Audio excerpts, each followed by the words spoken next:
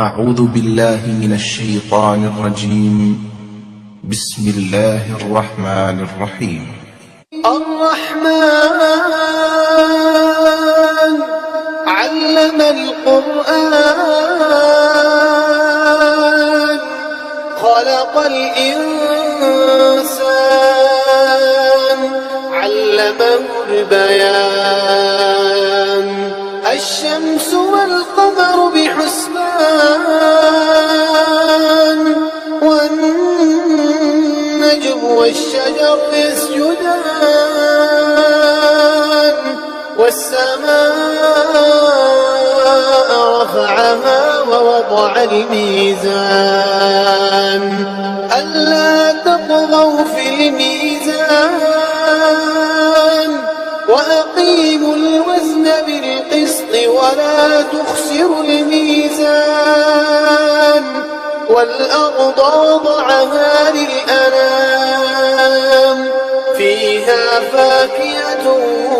والنخل ذات الأكمام والحب ذو العصف والريحان فبأي آلاء ربكما تكذبان خلق الإنسان من صلصال كالفخار وخلق الجن من مارج من نار فبأي آلاء ربكما تكذبان رب المشرقين ورب المغربين فبأي آلاء ربكما تكذبان مرج البحرين يلتقيان بينهما برزخ لا يبغيان فبأي آلاء ربكما تكذبان يخرج منهما اللؤلؤ والمرجان فبأي آلاء ربكما تكذبان وله الجوار المنشآت في البحر كالأعلام فبأي آلاء ربكما تكذبان كل من عليها فان ويبقى وجه ربك ذو الجلال والإكرام فبأي آلاء ربكما تكذبان يسأله من في السماوات والأرض كل يوم هو في شأن فبأي آلاء ربكما تكذبان سنفرغ لكم أيها الثقلان فبأي آلاء ربكما تكذبان يا معشر الجن والإنس إن استطعتم أن تنفذوا من أقطار السماوات والأرض فانفذوا لا تنفذون إلا بسلطان فبأي آلاء ربكما تكذبان يرسل عليكما شواظ من نار ونحاس فلا تنتصران فبأي آلاء ربكما تكذبان فإذا انشقت السماء فكانت وردة كالدهان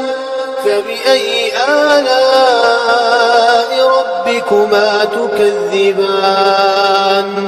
فيومئذ لا يسأل عن ذنبه إنس ولا جان فبأي آلاء ربكما تكذبان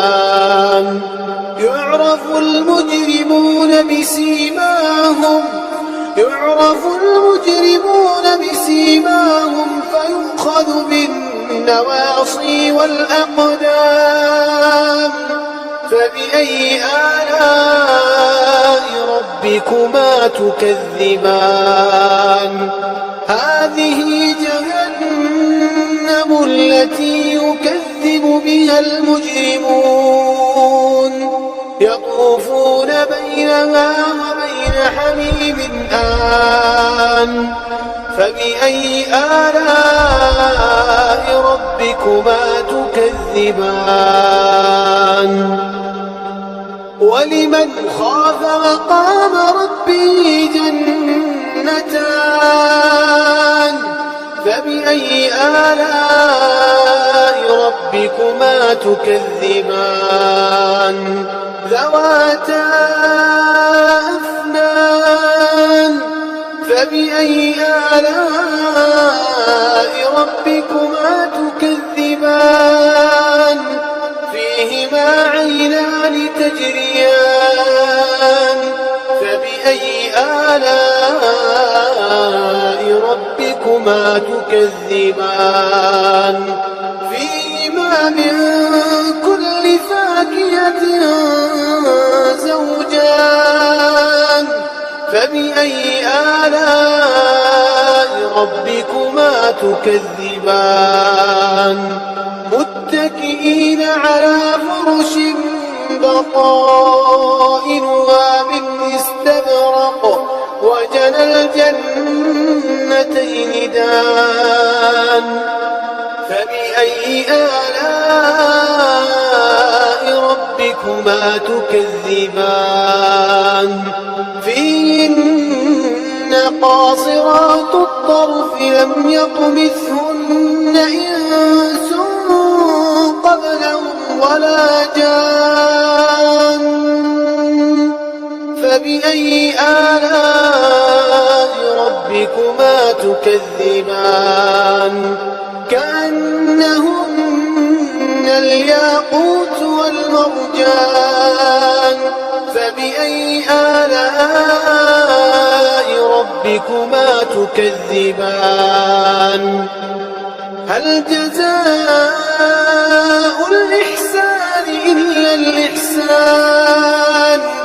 فبأي آلاء ربكما تكذبان ومن دونهما جنتان فبأي آلاء ربكما تكذبان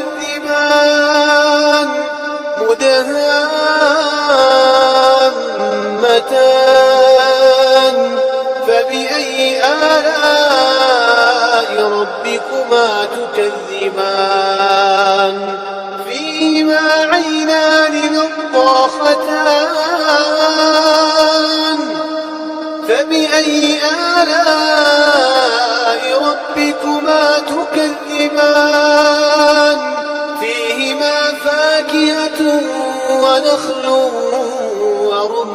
ورمان فبأي آلاء ربكما تكذبان فيهن خيرات حسان فبأي آلاء ربكما تكذبان حور مقصورات في الخيام فبأي آلاء ربكما تكذبان